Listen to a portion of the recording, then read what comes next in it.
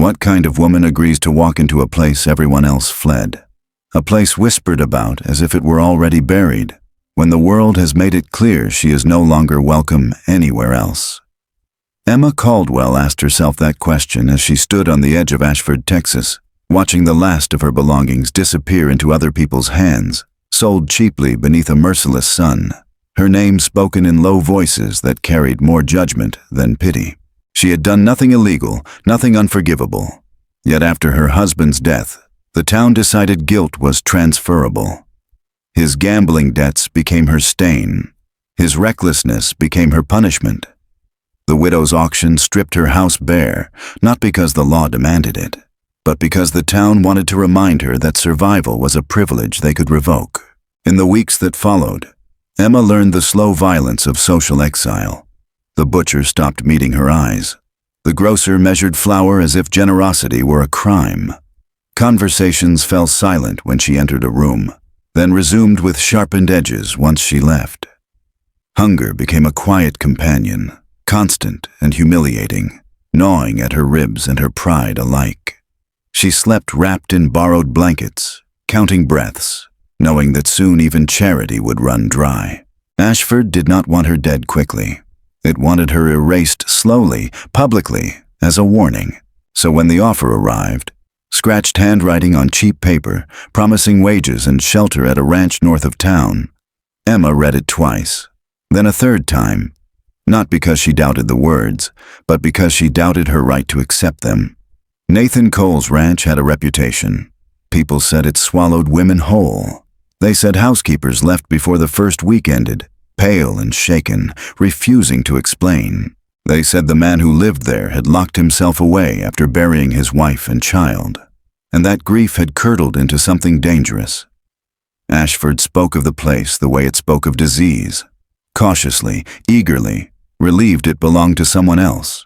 Emma folded the letter and made her choice without ceremony. Starvation, she had learned, was not noble. Neither was dignity if it ended in a shallow grave. If the ranch was cursed, then at least it offered work. If the man was broken, then at least he was honest about it. She packed what little remained, hitched a ride out of town, and did not look back when Ashford vanished behind dust and distance. The road to the Cole ranch narrowed as it climbed, winding through land that seemed to resist cultivation. Grass thinned, fences sagged, and water troughs lay overturned like abandoned promises. When the black iron gate finally appeared, tall and unwelcoming, Emma felt a chill that had nothing to do with weather. The metal was heavy, overbuilt, as if meant to keep the world out or something worse inside. She pushed it open herself. It protested with a groan that echoed too long, too loud, across the empty land. The house stood apart from everything else, white paint peeling in long strips, porch steps cracked and uneven. It had once been beautiful. That much was undeniable. Someone had loved this place enough to care for symmetry, for light, for comfort. Now it looked like a body abandoned before burial, preserved only by neglect. Emma climbed the steps carefully, knocked once, then waited. No answer. She knocked again, firmer this time. Nathan Cole opened the door as if pulled from sleep, though it was midday. He filled the doorway without trying, broad shoulders, unshaven jaw, eyes dulled by exhaustion rather than age. He did not ask her name. He did not invite her in. He looked at her the way one looks at a problem already decided against. "You shouldn't be here," he said. Emma met his gaze and felt the weight of him. The contained anger, the sorrow packed so tightly it had hardened into armor. "I have a contract," she replied, steady despite the dryness in her throat. "I intend to honor it." He laughed once, sharply, without humor. "They all say that." "Then they weren't me." For a long moment, neither moved. Wind carried dust across the porch, settling on Emma's boots. Nathan's eyes flicked to her worn dress, her empty hands. He saw what Ashford had taken from her as clearly as she saw what loss had done to him. Finally, he stepped aside, not in welcome, but in resignation. "Don't touch what isn't yours," he said. "Don't go where you aren't invited, and don't expect conversation." Emma crossed the threshold, the house swallowing sound behind her. Inside, dust softened every surface, muting colors, blurring edges. Furniture sat where it had been left years ago. A life paused mid-sentence. She breathed slowly, grounding herself, refusing to let the quiet overwhelm her. They spoke little that first day. Nathan showed her the kitchen, the small room she would sleep in, the boundaries she was not to cross. One door, at the end of the hall, remained closed, locked. He did not need to explain it. The warning lived in his posture, in the way his voice tightened when he passed it. When evening came, Emma unpacked what little she owned and sat on the edge of her bed, listening to the house settle. She was exhausted, afraid, and acutely aware that she had traded one kind of judgment for another. But for the first time in months, no one had told her to leave. No one had watched her starve for sport. Outside, the land stretched wide and empty, harsh but indifferent. Inside, grief ruled.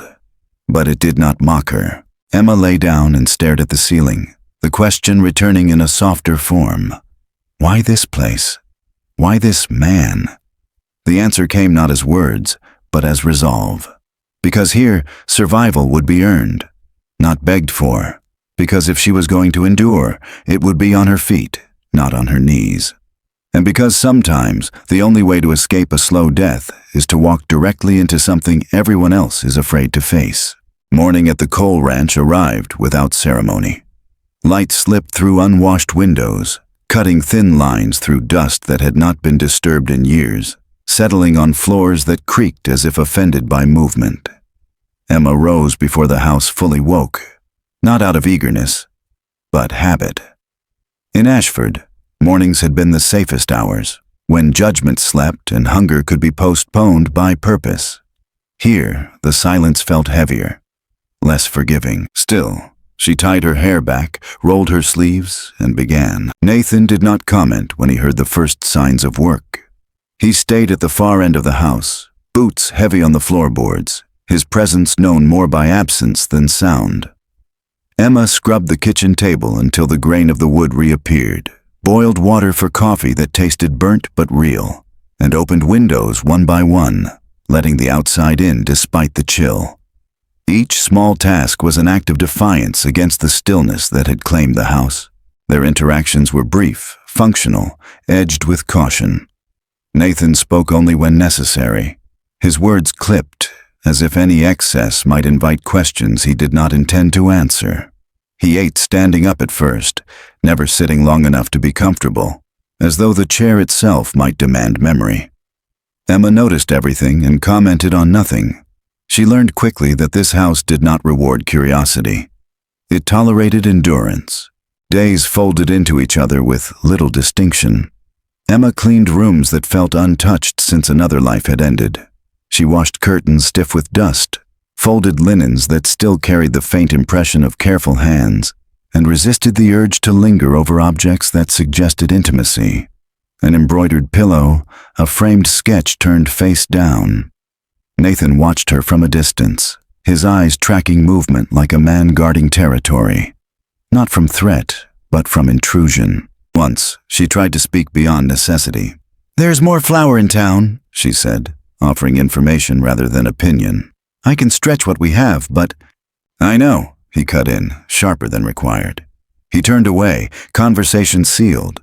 That night, Emma cooked a proper meal. Nothing elaborate. Meat, beans, bread, warm enough to soften butter. She set 2 plates on the table without asking permission. Nathan hesitated, then sat. He ate slowly, as if unused to the act, eyes fixed on the grain beneath his hands. When he finished, he pushed the plate aside and stood. But something had shifted. Not gratitude, not trust, just acknowledgement. The house resisted change. Every cleaned surface revealed another neglected corner. Emma's hands cracked and bled. Her back ached. Still she worked because motion kept thought at bay. In the afternoons, Nathan disappeared into the land, checking fences that leaned like tired men, inspecting water lines that no longer ran clear. He returned coated in dust and fatigue, the same grief settling back onto his shoulders with familiar weight. One evening, as Emma polished the parlor windows, she noticed a small wooden box on the mantel, its surface dulled by time but carved with care. She lifted it without thinking, thumb brushing the latch. The sound it made when it opened was soft, almost apologetic.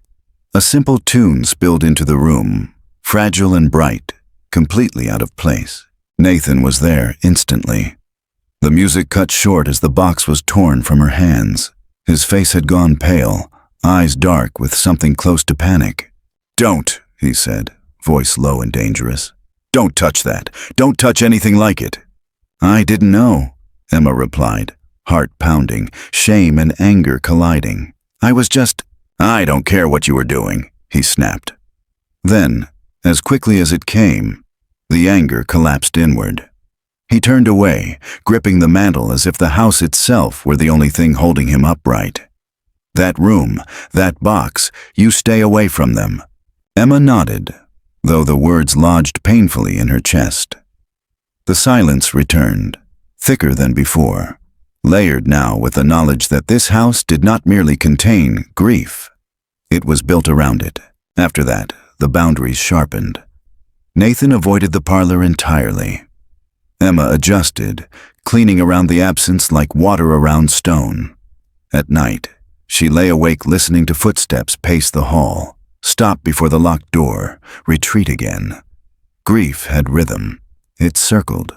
It refused resolution. Yet routine, once established, began to work its quiet erosion. Nathan started eating seated, if only briefly. He asked once about a missing tool.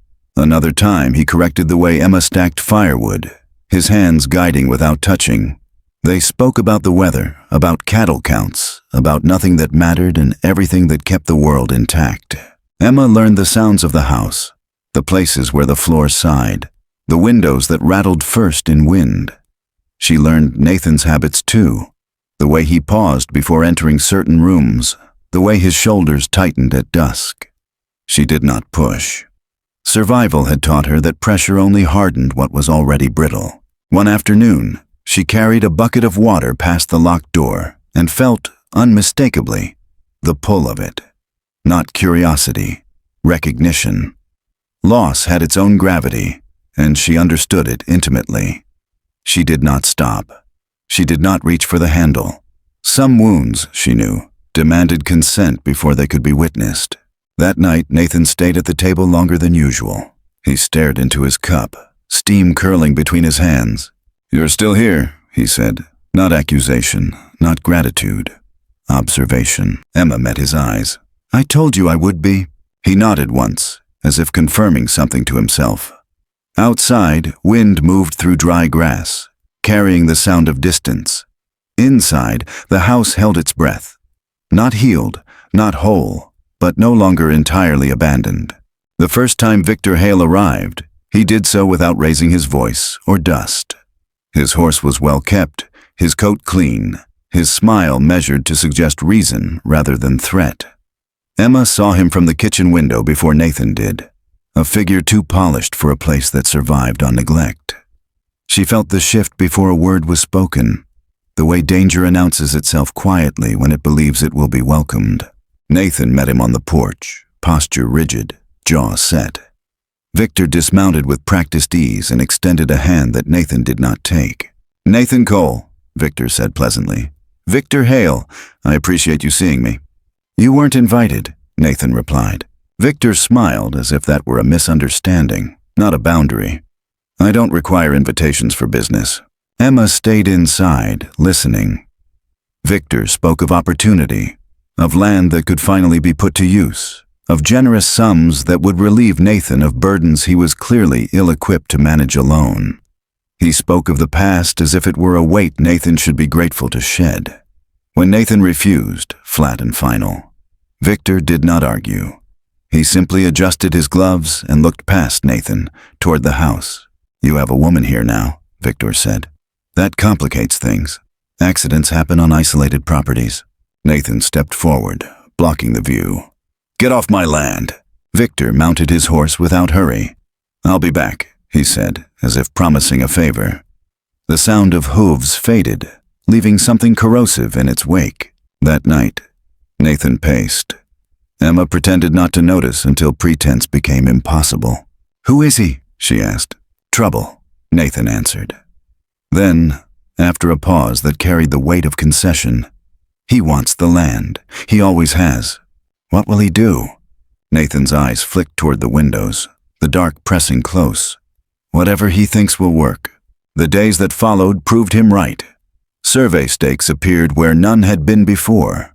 A letter arrived from a lawyer questioning boundaries long settled. Supplies ordered never reached town. At night, distant sounds carried across the land, metal striking metal, the low murmur of voices that did not belong. Victor Hale did not return in person, but his presence multiplied. Emma felt fear sharpen into clarity. This was no longer just Nathan's fight. Victor's pressure crept into her space, her safety, her fragile claim to belonging. When Nathan suggested she leave town for a while, she refused without hesitation. "I didn't survive Ashford to be chased away again," she said. "If he wants you isolated, then leaving helps him." Nathan studied her, seeing not recklessness, but resolve. "You shouldn't have to stand in this," he said quietly. "I'm already standing," Emma replied. "The question is whether we do it together." The first act of violence came without spectacle. A small fire, deliberately set, caught in the dry grass near the barn. It spread fast, greedy and bright.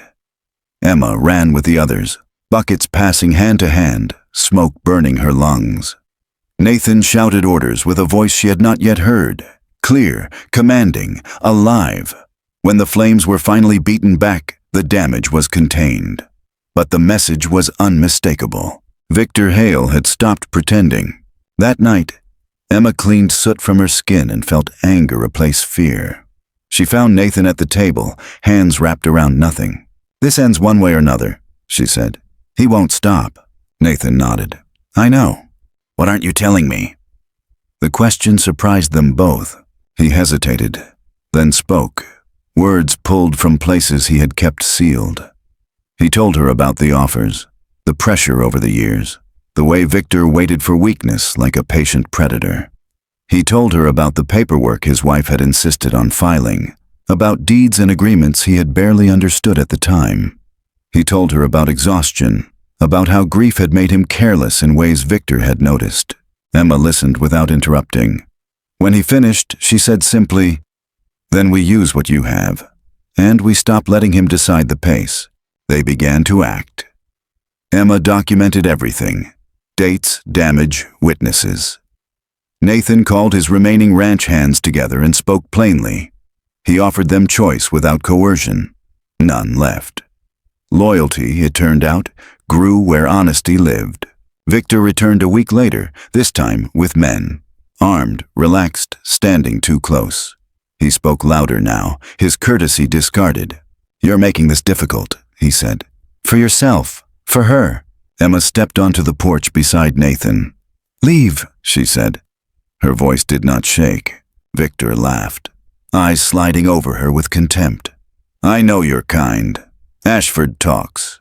Emma held his gaze. "Then you know I don't scare easily anymore." For a moment, something unreadable flickered across Victor's face. Then it hardened. "Enjoy what time you have," he said, and turned away. The nights grew longer. Fences were cut, cattle scattered. Exhaustion set in, deep and grinding. In the quiet moments between crises, Emma and Nathan talked. Not about plans, but about wounds.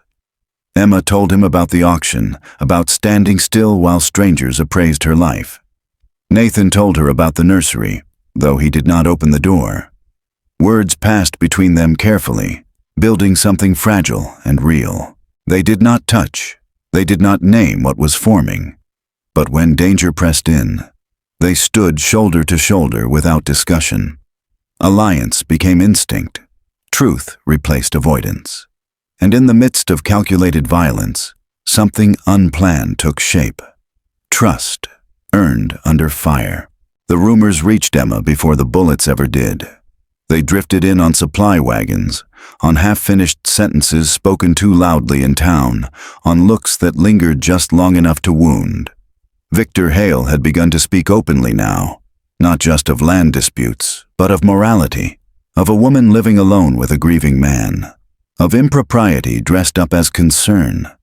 Ashford listened the way it always had, eager to believe the worst of her. Emma felt the old heat of shame try to rise again, then burn out.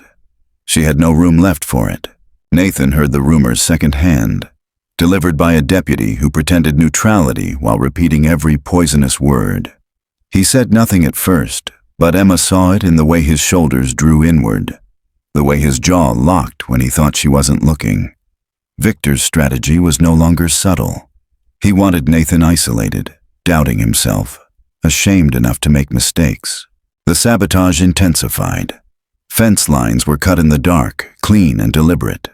Cattle scattered and mixed with Victor's herds, creating chaos that took days to undo. Each loss cut into Nathan's already thin margins. Sleep became a luxury none of them could afford. Night watches doubled. Rifles leaned by doors that had once been left unlocked without thought. Emma became part of every decision. Not because Nathan asked her to be, but because she refused not to be. She tracked damages, coordinated meals, learned the rhythms of the watches. Fear stayed with her, constant and sharp, but it no longer ruled her. Purpose had replaced it. One evening, after a long day of repairs and quiet arguments with exhaustion, Emma returned to the house to find Nathan standing in the hallway, key in hand, facing the locked door. He looked older in that moment, stripped of anger, stripped of defense. "I can't keep this from you," he said. "Not if we're doing this together." The door opened slowly. The room beyond was small, immaculate, preserved like a held breath. Pale walls, a cradle never used, folded blankets stacked with care. The air felt different, heavier. Emma stepped inside without touching anything, understanding instinctively that this was sacred ground. Nathan spoke haltingly, words rough from disuse.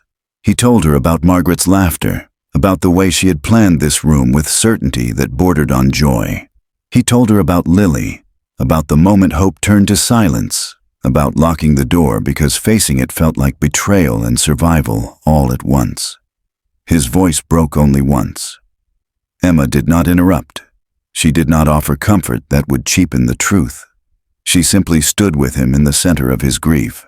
When he finished, Emma spoke of her own losses, not just of a husband, but of identity, of safety, of the illusion that being good protected you.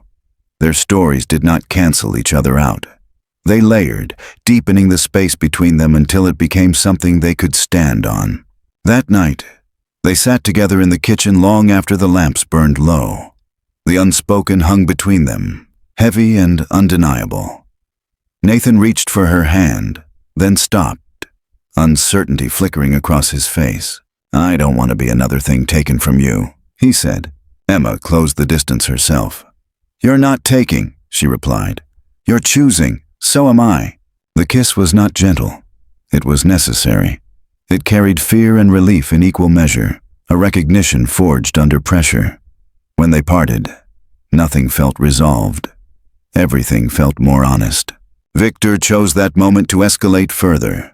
He arrived one afternoon with armed men, riding straight up to the house as if daring resistance. He spoke loudly, so witnesses would hear, so lies would travel. "You're finished," he told Nathan. "This ends now." Emma stepped forward, standing fully in view. "No," she said. "This ends when you stop." Victor's smile turned cruel. "Careful, reputation matters." Emma met his gaze steadily, not as much as truth. The standoff broke without gunfire, but the threat lingered. That night, a fire was set along the far fence line. Emma watched flames tear through dry wood and felt something settle inside her, cold and unwavering. There would be no retreat. In the days that followed, Nathan proposed marriage quietly, without spectacle, without promise of safety. "I can't offer you peace," he said. "Only honesty and a fight." Emma accepted without hesitation. "That's all I've ever asked for." The engagement did not soften the world's response. If anything, it sharpened it. Rumors grew louder. Victor's men lingered longer, but something fundamental had shifted. Nathan no longer carried the weight alone. Emma no longer stood at the edge of belonging. They faced every threat as a unit, shoulders aligned, decisions shared. When the territorial inquiry was finally called, Emma stood beside Nathan as he presented documents, witnesses, proof of harassment. Victor denied everything with practiced ease, but cracks showed. The truth, once spoken aloud, refused to retreat. Emma testified last. She spoke of intimidation, of fires, of fear used as leverage. She spoke clearly, without embellishment. When Victor's lawyer attempted to undermine her by invoking her past, Emma did not flinch.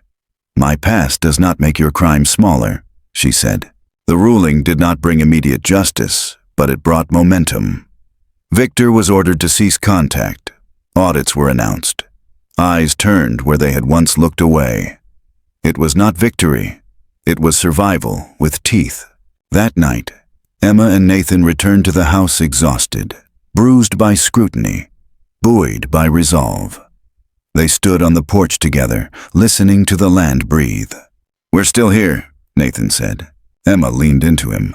"And we're not alone." Under threat, under rumor, under fire, they had chosen each other. Love did not erase danger. It gave them a reason to endure it. The end did not arrive with gunfire or a single decisive moment. It came the way real justice often does, slowly, unevenly, through exhaustion rather than triumph. After the inquiry, Victor Hale did not retreat with grace. He circled like a wounded animal, filing motions, spreading doubt, pushing boundaries just enough to test how closely he was being watched. But the balance had shifted. For the first time, his actions were documented, witnessed, weighed. Power that thrives in shadows weakens when exposed to light. Winter came early that year. Frost settled hard over the land, sealing burn scars into the soil, preserving the evidence of damage as if the earth itself refused to forget. Emma moved through the house with practiced confidence now. It no longer felt like a place she was allowed to inhabit. It felt claimed. Repairs progressed slowly but steadily. The porch stood firm again. Fences rose straighter, stronger. Nathan worked beside his hands every day, his leadership no longer hollowed out by grief. He spoke more, he listened better. The trial, when it finally came, was quieter than Emma expected. No grand speeches, no dramatic collapse, just records, testimonies, patterns laid bare. Victor Hale's confidence unraveled under scrutiny. Fires tied together, sabotage connected, fraud exposed. When the verdict was read, there was no satisfaction in Emma's chest, only release. The threat was gone, not erased, but contained. Victor was sentenced to prison. His land was seized. The pressure that had shaped their lives for so long loosened its grip. They returned to the ranch afterward in silence, the road stretching open ahead of them. Nothing looked different. Everything felt changed. Marriage followed without spectacle. No town celebration, no grand reconciliation with Ashford. They invited only those who had stood with them when standing cost something. Vows were spoken plainly, without illusion. Emma did not promise to heal Nathan's grief. Nathan did not promise to make her safe from judgment. They promised presence. They promised truth. They promised not to abandon what hurt. Life rebuilt itself in increments. Calves were born in spring. Crops stabilized. Trade returned cautiously, then with confidence. Emma took on more than household management, learning accounts, negotiating supplies, shaping the ranch into something sustainable rather than merely surviving. Nathan trusted her judgment without hesitation. Their partnership settled into something durable, forged in pressure, maintained by choice. When Emma became pregnant, fear returned briefly, sharp and unwelcome. Loss had taught them both how fragile hope could be. They spoke of it openly, refused superstition, refused silence. The child was born healthy. They named her Hope, not as defiance, but as acknowledgement of what had once been impossible to imagine. The nursery was opened again, not restored, not replaced. It was repurposed slowly, respectfully. Margaret and Lily were not erased. They were woven into the fabric of the family that followed. Grief did not vanish.